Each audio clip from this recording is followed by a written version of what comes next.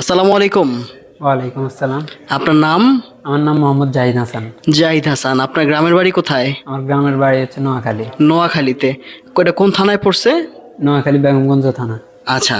তো আপনি আমাদের ট্রেনিং সেন্টার থেকে রাশিয়াতে যাচ্ছেন, তো আপনার অনুভূতি কেমন?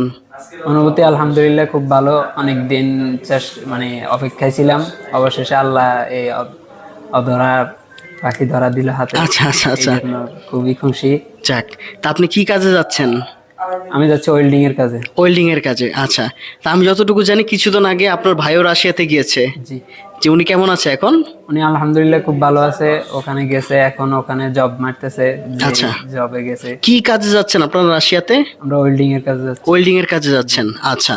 তো আপনি কাজ শিখছেন আমাদের এইচডিসি ট্রেনিং সেন্টার থেকে। জি, কয় মাসের ট্রেনিং করেছেন? 3 মাসের ট্রেনিং করি। 3 মাস ট্রেনিং। আচ্ছা। তো ট্রেনিং কালীন সময় কেমন লাগছে আপনার, মানে কেমন হচ্ছে আপনার কাজ?